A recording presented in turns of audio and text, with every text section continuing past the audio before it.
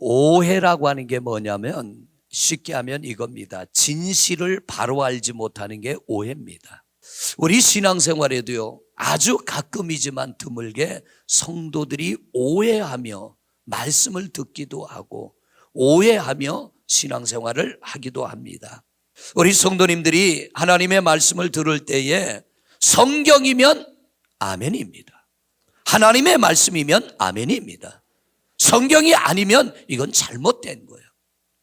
하나님의 말씀일 때는 그 말씀을 그대로 아멘으로 우리가 받아들이고 그 말씀을 그대로 진실하게 쫓아가면 하나님께서 그런 일을 하라고 할 때 너희가 내게 예물을 드려라, 너희가 나가서 전도해라, 너희가 직분을 잘 감당해라, 너희가 충성하라고 할 때는 거기에 합당한 은혜가 우리에게 임하게 될 줄로 믿습니다. 그런데 이 진실을 알지 못하고 행할 때는요, 여러분들에게 어쩌면 시험거리가 될 수 있어요.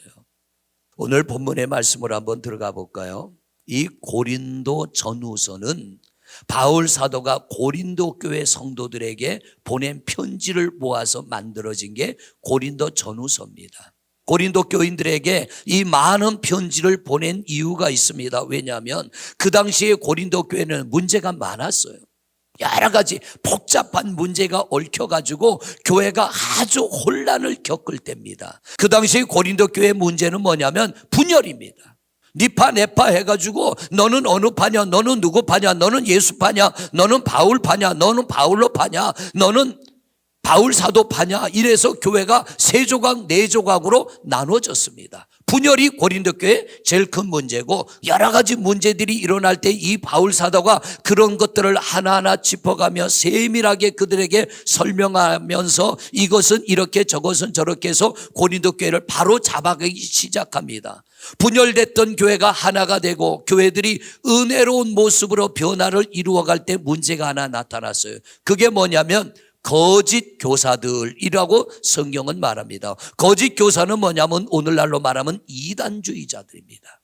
이 이단들이 고린도 교회 성도들을 또다시 흔들어 놓기를 시작합니다. 그게 뭐냐면 바울이 진짜 사도의 자격이 있느냐, 바울이 예수님의 제자냐, 바울이 어떻게 사도가 됐냐, 저거는 거짓 사도다. 바울의 과거는 예수 믿는 자들을 잡아다 감옥에 집어넣고 핍박하던 그 사람이 어떻게 사도가 돼서 그 사람의 말을 너희들이 따라가려고 하느냐, 바울 사도가 하는 것은 너희들을 하나님 앞으로 바로 인도하기 위함이 아니고 자격 없는 자가 하는 말이니까 바울 사도의 말은 따르면 안 된다. 그리고 바울 사도가 하는 일에 너희가 협력하면 안 된다. 헌금을 내면 안 된다. 이러면서 바울 사도를 이단자로 몰아가면서 매도를 하는 겁니다.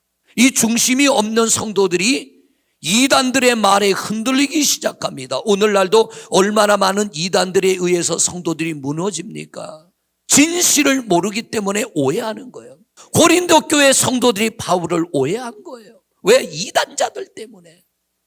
우리가 왜 바울을 위해서 헌금을 해야 되냐는 거죠. 그때 바울이 뭐라 그럽니까? 그건 나를 위한 것이 아니야, 너희를 위한 것이야. 오늘 말씀에도 바울이 합니다. 바울이 말하기를 이 모든 것은 너희의 덕을 세우기 위함이니, 이 말은 곧 너희에게 덕이 되고 너희의 유익을 위한 것인데 왜 너희가 나를 오해하느냐는 겁니다. 우리가 제대로 알고 믿으면 내게 덕이 되는 거예요. 바울 사도가 고린도 교회 성도들에게 말한 것처럼 우리의 모든 행위는 첫째는 하나님의 영광을 위한 것이 되어야 될 줄로 믿습니다. 교회를 다니면서도요, 왜 해야 되는지를 모르면 내 생각이 성경이 돼버려요. 내가 하나님 돼버려요.